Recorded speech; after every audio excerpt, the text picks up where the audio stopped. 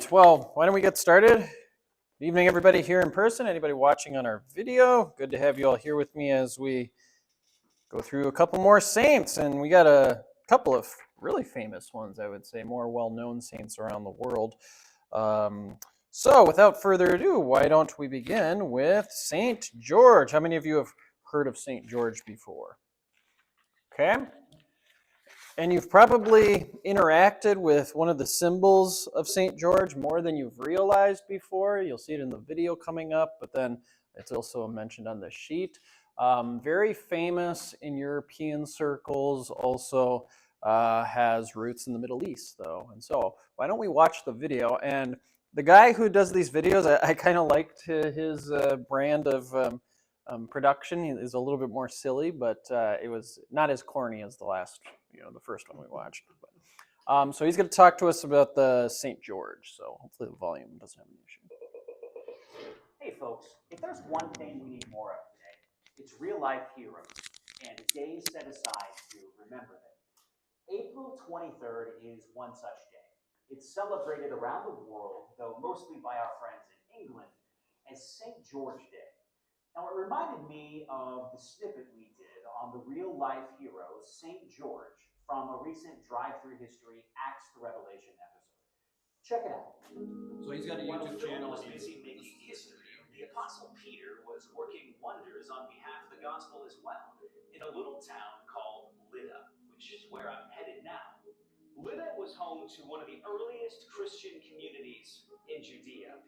It was the ancient city known as Lod in the Old Testament, built by the tribe of Benjamin.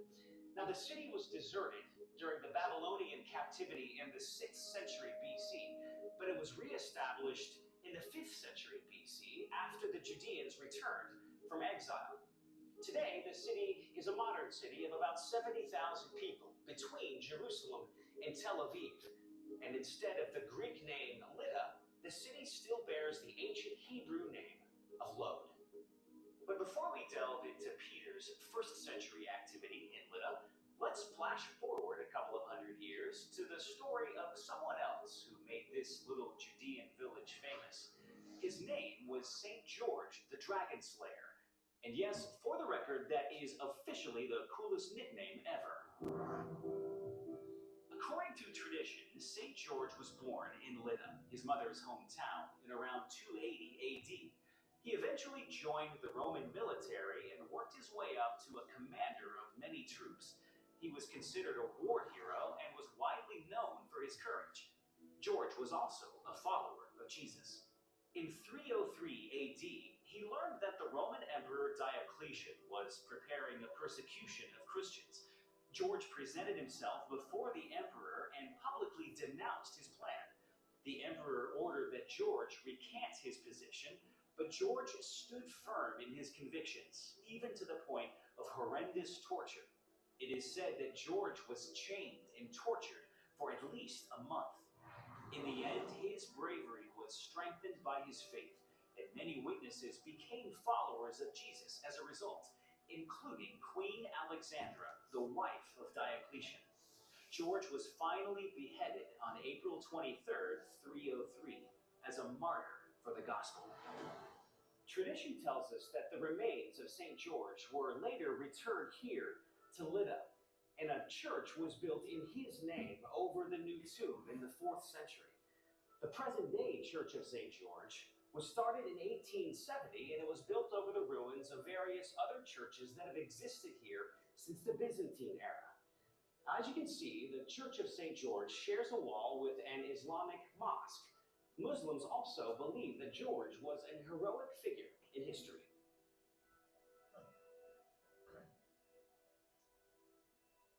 Directly beneath the church is an underground chapel that preserves the tomb of St. George. This stone sarcophagus was restored to its current state in 1871. This chapel also houses some relics that tradition attributes to St. George's martyrdom. So why was St. George called a dragon slayer? Well, here's a good opportunity to discuss the difference between history and myth. Often Often, heroes of history are given legendary status as a way to inspire people over the centuries. In the case of St. George, his courage was turned into a fantastic story where he battled a dragon that symbolized Satan, to which some children were being sacrificed in a faraway land. Heroically, George slayed the dragon, and as a result, the legend of his faith and courage spread. And here's another little interesting story from history. The sword with which St. George slew the legendary dragon was called Escalon. Winston Churchill, the Prime Minister of England, used Escalon as the name for his personal aircraft during World War II. And George is the patron saint of England. And April 23rd, the date of his death, is still celebrated as St. George's Day there. Dave Stotts reporting for the BBC. Back to you. The cross of St. George forms the national flag of England and is a major feature in the Union Jack flag of the United Kingdom. St. George, both his life and his legend, have made an indelible mark all over the world. So, happy St. George Day, folks. I think we're going to celebrate tonight by killing a gecko. For the slaying dragon. Not very fun. What are you looking at? Oh no, I need to check out more of his videos because I found him amusing. He is. He's engaging. Mm-hmm. Yeah, so St. George and the Dragon. Did you know that the United Kingdom uses his cross? I didn't know that. So that's, you see the British flag all the time, the red and the blue and the white, and this very famous symbol of England. Yeah, that's his cross. And in fact, if you look all over Europe, you see all sorts of St. George stuff. Like the chapel that's in the hometown where he was born, there are actual chapels around Europe. One of them at the Windsor Castle, where she's now passed, King Charles, that's their home castle back in England, back in the country somewhere. The Windsor Castle has a family chapel on it, and it's the Chapel of St. George. I have been in it. It is very neat. And I think they either do burials there or baptisms, maybe both. But St. George is a big thing amongst European countries. So, looking at our sheet then, St. George, I'll read through that. While traveling one day, George passed a swamp near a village plagued by a dragon. The villagers had to bring sheep to the dragon every day, and when they ran out of sheep, they started to draw lots and send the unlucky winner instead. I like their problem solving. Well, I guess we got to keep going with it. We ran out of sheep. The day George came to the swamp, he discovered that the villagers had sent the princess to the dragon. George made the sign of the cross over the dragon and stabbed it with his lance. He then took the princess's garter, threw it around the dragon's neck, and led the beast to the village where he killed it. So I guess to add insult to injury to the dragon. The relieved king offered George many riches, but the saint refused and went on his way. George's famous legend dates from the 11th or 12th century and is surely not historical truth. In reality, George was a soldier, an officer in Emperor Diocletian's guard, and seems to have been held in high regard.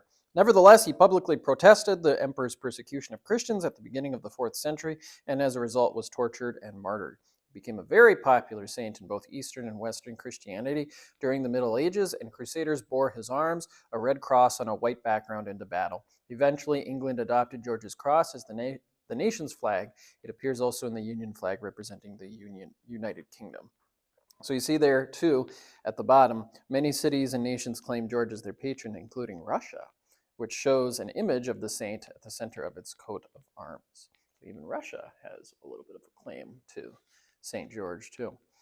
I was thinking as, doing the prep work and watching the video again, like, this story of a knight taking out a dragon kind of gets taken and, romanticized throughout medieval times. Like the knight goes, saves the princess from the dragon. Oh, here it is.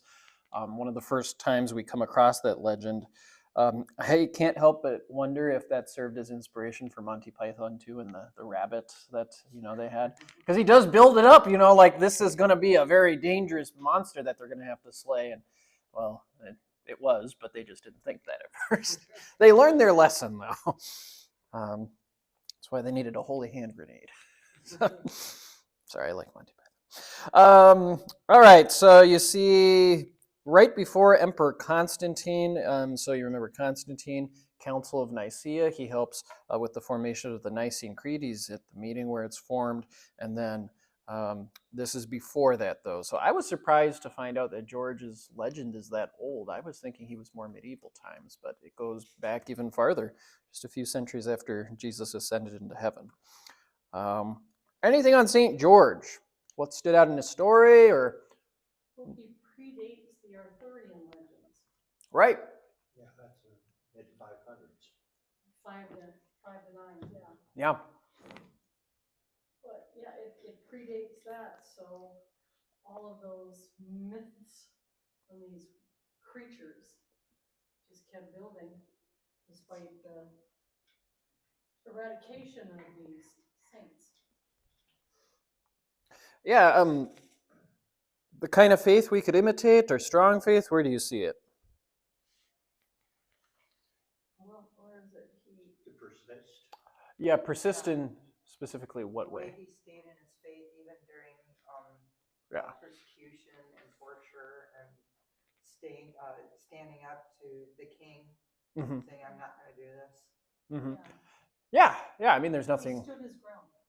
wrong with us looking admirably on a Christian doing that. I mean, Luther certainly did that. And as I'm thinking about it, I think that one of Luther's dormitories he stayed in when he was growing up was called St. George's House. So Luther knew about St. George too. What was that again? Luther had a dorm at one of his schools, and I think it was called St. George's Bursa, which is just another name for kind of a dorming house. So that was his elementary days, I think. Or it might have been the school's name too. I know there was a St. George connection for him too. Anything confusing, legendary, or questionable? I mean, this whole dragon thing is kind of fishy. I don't know, part of me wants to entertain the notion that could this be possible, that there were weird creatures running around in the past that we just kind of throw up our noses at? Maybe there was a dinosaur still around. I don't know. Right, but his point about how legends grow just because one person is famous, I mean, just hearing today that with America's 250th anniversary, there's a dentist commercial for Arizona radio that I was listening, sports stuff, and the guy says, people still think that George Washington had his wooden teeth, right? No, it was actually probably made of actual bone material, other stuff, maybe some kind of like porcelain sort of stuff. So, the wooden teeth thing now, it doesn't seem very accurate anymore. But, that sort of thing grows. If we try to pick apart any famous person from history, there's chances are there are things that aren't accurate about them. So, But he had a good eggnog recipe. yeah, apparently he had a good eggnog recipe. Yeah. But it's like playing telephone as a kid. What starts off with persons 1 and 2 is not what person 15 cries out, usually. Yeah, the number 6 connection, how can this story help point to Jesus? I suppose in the story about the dragon, would that make you think of Revelation? The Satan depicted as the dragon, Christians conquering this beast. In this case, it's a believer doing it, whereas if we look at Revelation, we'd say, well, I like this Jesus guy more than George. No offense, George, but Jesus is far superior than even this great knight of history. I suppose if you ever come across something involving St. George, well, this is it. This is the story about St. George and the dragon. I didn't have a whole lot else on him. Does anybody have any questions or anything you want to talk about with it? Otherwise, we can keep going on to the next one. What's more consistent with like what people say? Because the video said that there were kids that they were sacrificing, and this said it was a princess. The princess one, I think I've come across a couple times. They were. I feel like the one version I saw was that it was maidens, just specifically, like it was young women, and then they ran out of young women and were like, okay, I guess we got to sacrifice our princess now because she qualifies. like I said, they weren't exactly problem solving the best. It's like that other story you usually read in 9th and 10th grade about the lottery, where everybody draws a number and the number that's picked is the sacrifice. Oh, sure. That one. Mm-hmm. Okay, I may have a different, English teacher than you guys. No, it's okay. That is something that does apply throughout history. The Romans had what they call it, like a military discipline called decimation, where they kill the 10th man and line them up. And I forget if the unit deserted battle, they did something dishonorable or something like that, then they'd line them up and kill every 10th man.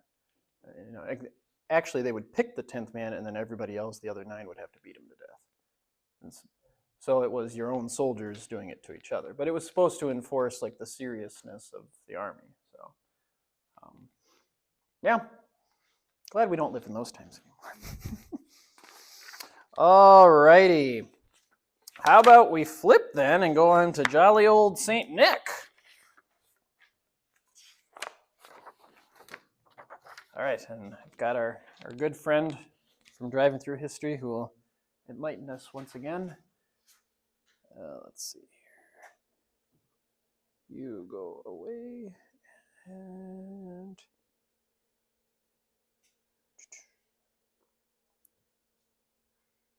Dave Stotts. Got to look up more of that. So, it is said that he lost his patience and literally punched Arius in the face. Number 4, Santa Claus, or St. Nicholas. Now, you can trace the history of jolly old St. Nick back to a place called Myra, Turkey, what was once Asia Minor. There, St. Nicholas lived and was a Christian bishop in the 4th century. His parents had died when he was very young and left him a lot of money. He was raised by his uncle and known for being very pious. He was also known for his kindness and had a reputation for helping the poor and giving secret gifts to people in need. There are several legends about St. Nicholas, but we're not sure which ones are true. Here is one of my personal favorites. In 325 AD, Roman Emperor Constantine, who legalized Christianity, asked that the church would convene a worldwide council called an ecumenical council, which met in the city of Nicaea in present-day Turkey. The council was convened to solve a huge controversy that had erupted over how Christians should understand the nature of Jesus Christ and his relationship to God the Father. Did Jesus share the same divine substance as God the Father, or just a similar substance, and therefore would be something less than fully God? The source of this controversy was a priest named Arius, who had been teaching that Jesus was a created being and therefore not fully divine. Now, the council met to hash that out. Long story short, the bishops ruled that Arius was a heretic and that Jesus was indeed of one substance with the Father, fully man, but fully God. Out of this came the adoption of the Nicene Creed that states that Jesus is God from God, light from light, true God from true God, begotten, not made, consubstantial with the Father, and so forth. So, what does all this have to do with Santa Claus? Well, it's widely believed that the Bishop St. Nicholas attended the Nicaea Council. A zealous defender of the divine nature of Jesus, it is said that he couldn't stand listening to Arius' false teaching that Jesus wasn't truly divine. So, it is said that he lost his patience and literally punched Arius in the face. Now, today you can find several funny memes about St. Nick doing just that. My favorite shows an ancient icon of St. Nicholas with the caption, "I came to give presents to kids and to punch heretics. And I just ran out of presents." Number 5, Christmas stockings.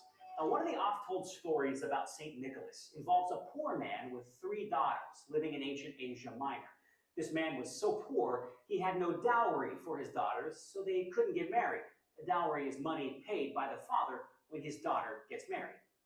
St. Nicholas was passing through the town and heard the villagers talking about this poor man and the 3 poor daughters.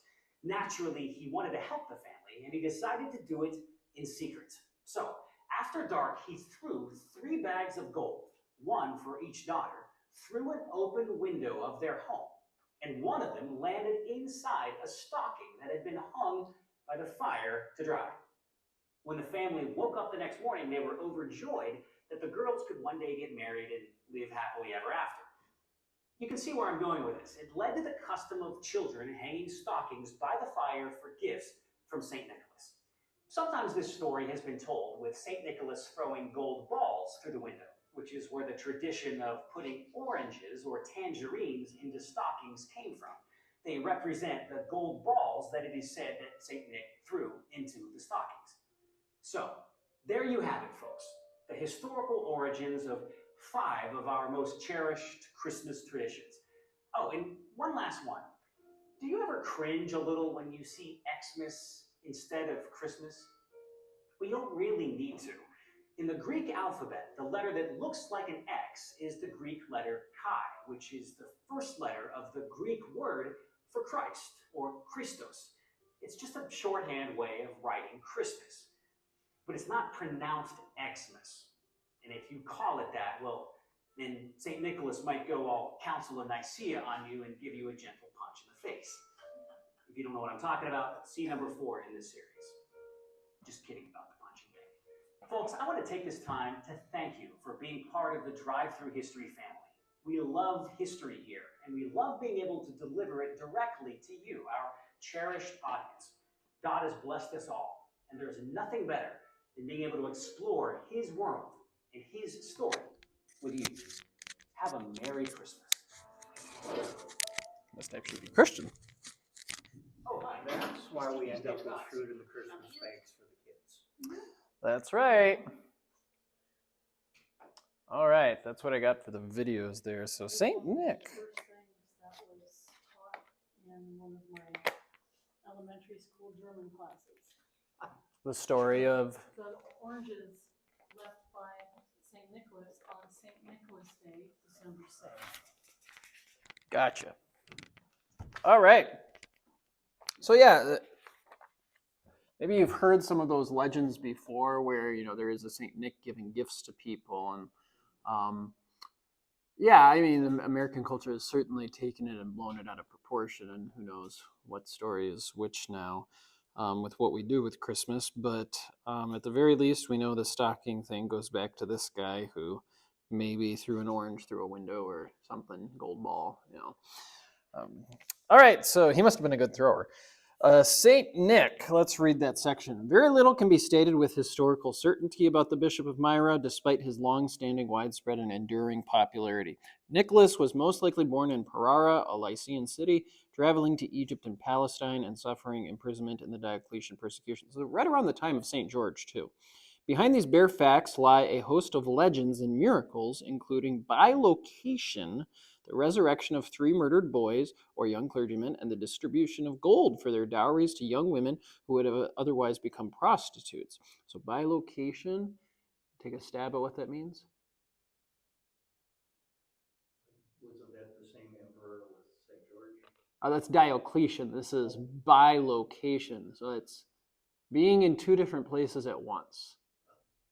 So apparently he did that. Despite the scanty information about him, the cult of Nicholas was popular by the 6th century in the East and by the 10th in the West. His Western cult grew enormously in the 11th century when Saracens invaded the eastern city of Myra, that's Kale, Turkey, and Italian merchants translated his relics to Bari. In the West, St. Nicholas is most famous for his identification with Santa Claus. The web of Christmas traditions entangling the two is complex but of fairly recent origin, probably dating to the early modern period and stemming primarily from Germanic, Nordic, and Dutch folk traditions. So you see all the stuff that he is the patron saint of there. He's also the patron saint of Russia. Brewers, the beer guys. How about that? Sailors, mariners, merchants, pawnbrokers, yeah, lots of stuff there. He was known as Nicholas the Wonder Worker. That's more fun than Santa Claus, right? Nicholas the Wonder Worker. Anything in his story that stands out to you that you want to raise for discussion? I don't know. He must have got them somehow.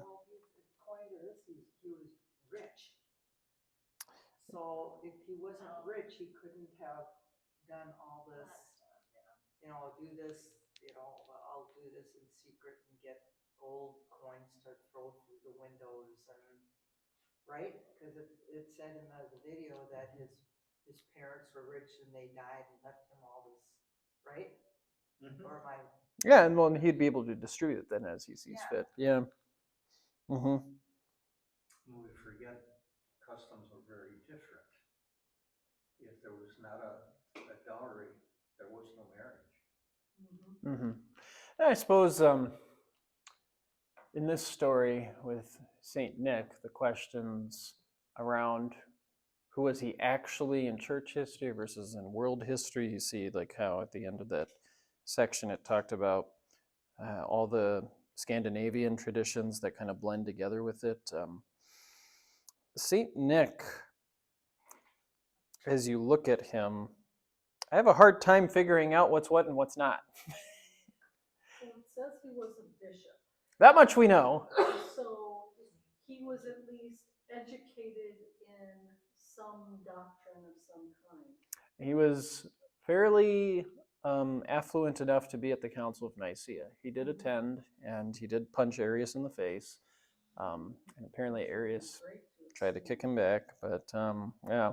What's interesting with all the different nationalities having their own version of Saint Nick or Father Christmas or whatever they call him, is if you take the original story / legend and you plug it within those cultures, you can look and say, oh, well, that's this dude. But it's different because different things were done. Holland, the treats were put in wooden shoes put outside the door. Mm-hmm. Every country is different. The Christmas tree in Germany, Austria, actually comes out of a pagan deal of worshiping I can't remember what type of tree. Some kind of a fir tree. Yeah, that was transferred then to be this beautiful Christmas tree. Some say Luther was the first to do that, and it doesn't seem like he was. To call it a Christmas tree, maybe. Might have been German. Yeah, I guess looking at the bare facts that we have in front of us, does Saint Nick really have anything to do with Jesus' birth? No. Not really. I suppose the connection you could make is he sort of has a connection via the Nicene Council where they talked about Jesus' divinity. And we do talk about that often when we get to Christmas, Jesus taking on flesh. He's still God, even as a baby. He's true God and true man. And so maybe you could make a connection that way, but how often do you hear your pastor talk about the Council of Nicaea at Christmas? You're probably like, get on with it, the presents, let's talk. It is obvious that Nicholas was a big supporter of Jesus is God. Right, yes, absolutely. But he wasn't, aside from the punching, he was rather quiet and steadfast. Yeah, it seems that way. Yeah, he was, what's the word, pious? We could use that. He's, very reverent because he's looking at this in a way that says, how dare you take my Lord's name and drag it through the mud with your theology, Arius? And one thing to remember too is Christmas is not celebrated as a major festival. Mm-hmm. Thank Dickens for that. Yeah. And Yeah. Coca-Cola. Coca-Cola, yep, yeah. Well, and American consumerism has taken it and blown it up. When I think it's a conversation worth having. It might be good for another Bible class setting. Should Christians talk about Santa Claus, use Santa Claus in their Christmas celebration? I get that question sometimes, Pastor. Is it okay that I have my kid learn about Santa Claus? That's a decent conversation to have, especially as parents. From my historical lens, I really don't see any connection between what Americans do at Christmas with what he did at the Council of Nicaea. This legend about him throwing the fruit, through the window, and the gold ball, and it lands in the thing. That's about as close as you're going to get then to a connection. Otherwise, there really has nothing to do with Jesus, and his birth. Now, I understand that people point to these traditions that were mentioned too, the Germanic, Nordic, Dutch stuff. We've mentioned a few of them. Let's just remember what's most important at Christmas. Can we have fun with it? Sure. Not going to get militant around Easter and say thou shalt not use an Easter bunny, in your basket. That we have a culture that we live in, and to a certain extent we can partake of it. But we don't want to lie to our kids too. Like, there's a difference between them being young and them not understanding, and then lying to them when they're older and still telling them, yeah, Santa Claus is doing this still to you, and you're doing it as the parent. Well, they're going to figure it out at some point. So my usual advice to parents is it's not necessarily wrong, but just use your best judgment. That's what We you do. always told Yep. our kids, Santa Claus is fun, that's what it's all around. Sure. But the real reason for Christmas is Jesus' birth. And if Easter bunnies are all really fun and cool, but the real reason for Easter is Jesus raising from the dead and saving us from our sins. Right, exactly. And that was always the focus. Well said. Yeah. Yeah, we don't necessarily, unless you happen to be a pastor, sit your child on your knee and say, I'm going to talk to you about the hypostatic union of Jesus as the Son of God on When you're 3, consubstantiation. No, and that's certainly not how Santa Claus is communicated by people today. Usually Saint Nick is the jolly fat guy who likes to drink Coke and gives you presents. So, okay, but what we just looked at, there's a element of that, I suppose, too. So, all right, we're really going out of left field here. That's my fault, actually. Where do you see a strong faith?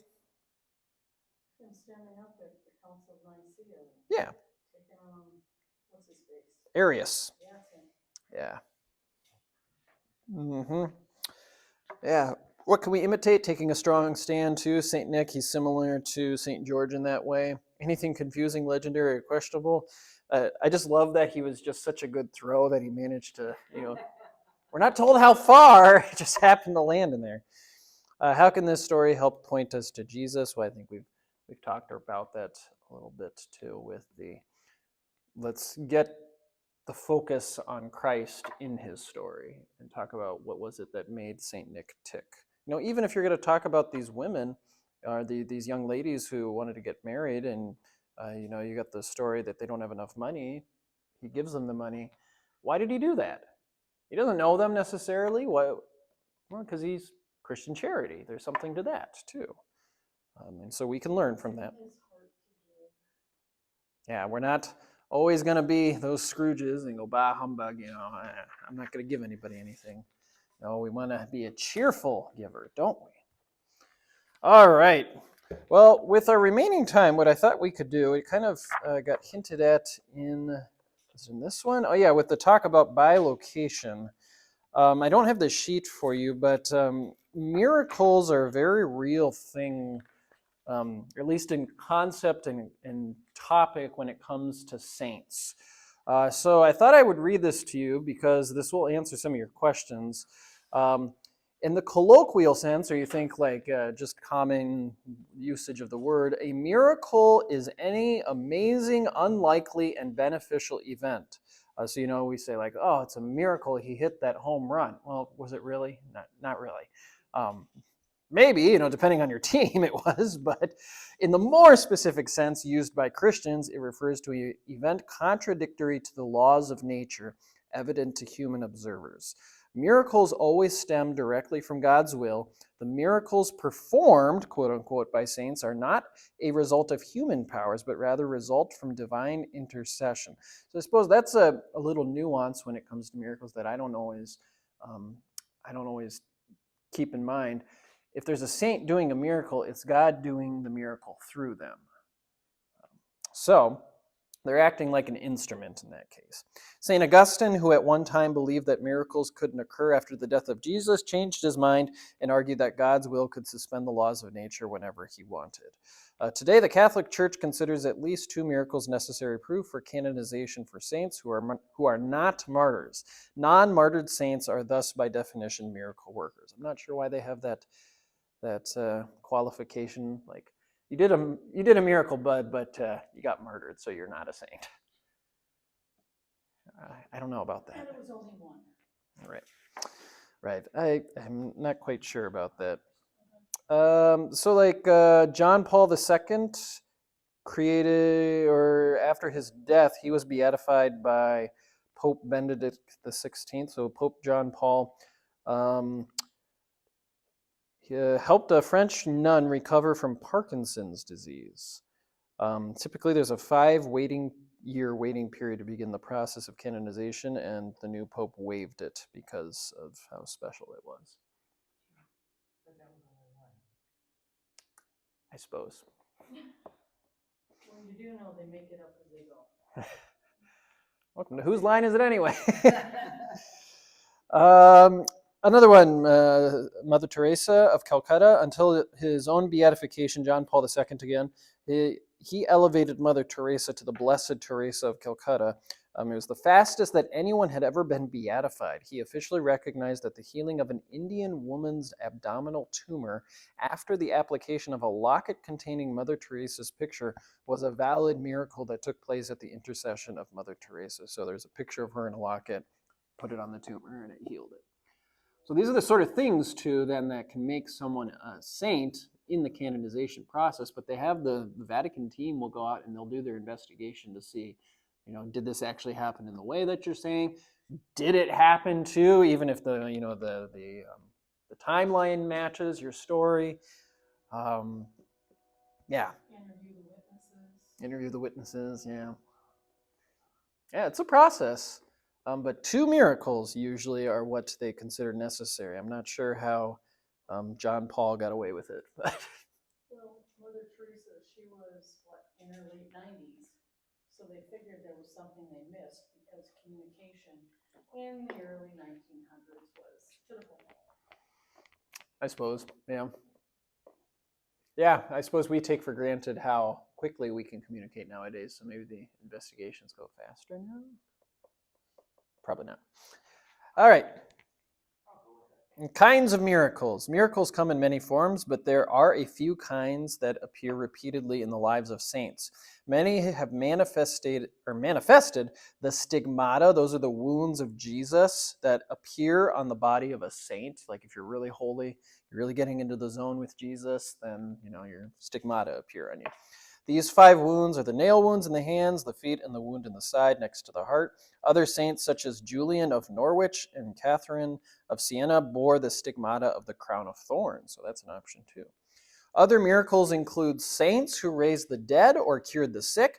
There have been saints with the gift of prophecy or mystical knowledge. Others, such as Padre Pio, were blessed with the gift of bilocation, the ability to be 2 places at once, just like Nicholas was. Joseph of Cupertino and Gerard Majella both experienced miraculous levitations. Majella both experienced I read that. Others have the ability to speak in tongues or understand foreign and ancient biblical languages. John Bosco and Joseph of Cupertino are known for the miracles associated with animals. There are also those saints who survived despite near complete fasting from food for years, such as Catherine of Siena, and others whose bodies remained incorrupt long after death, including somebody's name I cannot pronounce, and Rose of Lima. Charbel Makhlouf. Thank you. Oop, sorry. Reaction to this. Miracles. Possible, Of course. very possible. Right. It could also be Satan working in different ways. Hold that thought, because there's another part of this page that I haven't read yet that I want to. But you're onto something. There is something to that element. Somebody ends up worshiping the saint rather than God. Saint can set that Right. That's idolatry. Yeah, on the other hand, some of these things Jesus does say the disciples are going to be able to do, as they carry out mission work. Or at the early church, we have evidence that they did it in the Bible, in Acts. Paul talks about speaking in tongues, raising people from the dead, curing the sick. I mean, those are pretty common ones. Do these people that do these miraculous things say that this comes from Jesus? I believe based on what it says here that if the investigation warrants that they were a saint, then yes, it did come through the saint, but it came from God. Yeah. Yeah. Some of them seem a little out there. Yeah, so where does the Bible talk about the stigmata? Where does it talk about mystical knowledge? That's something that even Luther had kind of floating around in his day. And I mean, we'd have it too in our day where somebody comes up, I've had a revelation. God says we're all Bears fans. Like, I've got a dream he gave me. And it's like, okay, well, the peasants revolted because of it in Luther's day. Yeah, you wouldn't be a Bears fan, huh? No. The bilocation being in two places at once, no, God doesn't talk about that at all for us. I suppose they'd say, well, if Jesus can do it, why can't I do it? Yeah, that's a funny thing about that. The levitations, that's an interesting one. The bodies being incorruptible after death, that's one that is kind of hard to explain. I don't know of any bodies right now that are around that you can go and view and say, like, this is an example of that, but there are stories of that, and I don't know that we can explain that. I don't know that I want to put a whole lot of faith in, this is a saint, he's dead, she's dead, He's not going to do anything to benefit you other than showing you their body a little longer. So let's touch on that, what point you brought up. Instead of mentioning Satan, the book mentions magic. So magic and miracles, which falls into that category then. The ability to distinguish between miracles, supernormal or supernatural events bestowed by God, sometimes through a human intercessor, and magic, supernormal or supernatural events provoked by human agents, was crucial in early Christian history. So they had to figure out what's a miracle and what's magic. Medieval hagiographies, that's the writing about a saint, often included a battle between the saint and a pagan magician priest. The saint, whose powers were not his own but actually God's, always bested the pagan, whose magical powers came from demons. A classic example of this can be found in the apocryphal 2nd century Acts of Peter, which pits Simon Magus against St. Peter. The association between magical ability and demons began to strengthen in the 12th century as belief in both intensified. In the Reformation, some Protestants accused Catholics of performing magic. It is partially for this reason that many Protestant sects eschew traditional Catholic rituals, or they remove them. Because typically when you're talking about the Mass, the priest taking the role in saying the words of institution, elevating the host, or the cup, that's them changing Jesus' body, or the bread and wine into Jesus' body and blood. So the phrase, I don't have my marker, but hocus pocus, it's got magic, Disney movie, right? Comes from the Latin hoc est corpus. That's this is my body in Latin. So when people were hearing the priest say that in church, the people didn't know Latin. Hocus corpus, he's just saying it really kind of mumbling. He's saying it fast. They don't understand it. They're thinking he's saying hocus pocus. That's where that phrase comes from. Yeah. And, he's changing something into something else. So then when you have today, like the Disney movie, and they say hocus pocus, it's a magic spell. Because the priest, would perform a spell, was how people viewed it. Makes me think of Monty Python again.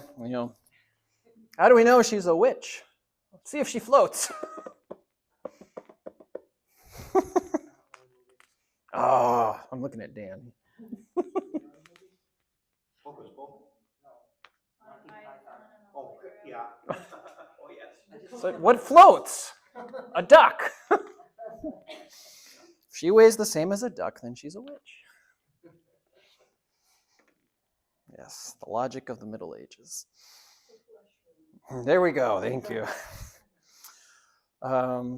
Yeah, I think the cynical side of us, as I suppose we'd fall in the category of Protestants, though we don't always qualify ourselves as that. Yeah, we'd look at this and say, really? You know, we're going to say this is a miracle? How do we know it's a miracle? Yeah, I suppose that's not exclusive to us poking at Catholic circles. I mean, when we talk about Pentecostal circles, it's the same stuff, you know, and the Holy Spirit coming upon you, and all of a sudden everybody's dancing in church. Okay, maybe not. I don't know. I do know something, and it's in the Bible.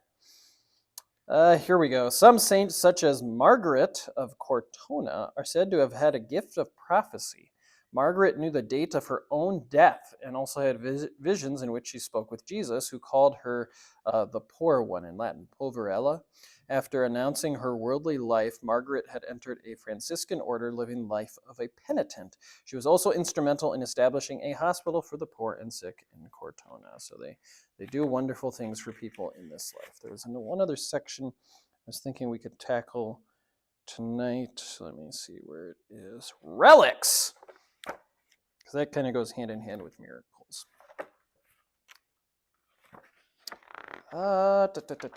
Relics. An important feature of the veneration of saints, both in Roman Catholicism and Orthodox traditions, are objects that once came into physical contact with the saint, or typically of greater significance, the saint's actual physical remains, including bones, hair, or their preserved bodies. So a relic technically could be something that they just touched or they bumped. So, you know, like they're radioactive and they touch it, and now that thing is radioactive too. In Orthodox churches, the veneration of saints usually focuses on the saint's icon, a holy image considered proper for liturgical ritual. The earliest appearance of relics in Christian tradition, though they are not named as such, can be found in the Acts of the Apostles when clothes worn or used by St. Paul cured the sick and the exorcised demons. We'd have to do a deeper dive into that chapter there, but yeah, how do you explain something like that? I don't know. We have the kind of the instance of Jesus walking through the crowd and the woman touches, you know, his cloak, and then she's healed of her illness. And how do we explain that? You know, Jesus didn't turn around and say, "Be healed." You know, she just got away with it. Well, she tried to. Yeah, I don't know. All I know is that God says it, so it happened that way. So we'd have to do a deeper dive into Acts 19. In the Middle Ages, relics were sought after items. The most impressive tended to draw huge crowds of worshippers and pilgrims, and accordingly produced large profits for the monastery, church, or cathedral that held them. So, you want to see my collection of relics, do you? You got to pay to get a ticket. Good old Frederick the Wise, who protected Luther, had a huge collection of relics in Wittenberg. He was very proud of that, too. Housed in magnificent reliquaries, that's like a box. Maybe it could be a house too, that, you know, like it's like a little like birdhouse looking thing that they put in. Usually it's a box of some kind. It's constructed with precious metals and bedecked with expensive gems. Relics were put into the reliquaries, and they're the focus of any house of worship that could afford them. So in Europe, especially, as the churches were built, like let's say it's St. James, usually that church has a relic of St. James in the altar area somewhere in the church, and that's why they call it St. James. Unfortunately, the situation resulted in many forgeries. Shocker. And during the Reformation, Protestants rejected the veneration of relics altogether. In both Catholic and Orthodox worship, however, relics remain extremely important. Sacred objects and acquisition of a relic is still considered an important event.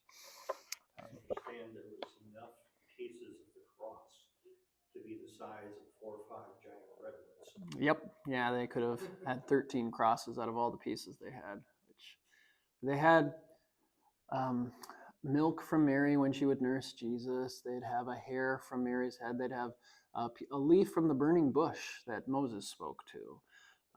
You know, stuff like that. And it's, okay, I'll phrase it this way, not to say it to someone that they don't have faith in that thing, that some people clearly do. you put as much faith into that relic as you could put into your Lord. You know, you're putting your focus on the wrong object in the end.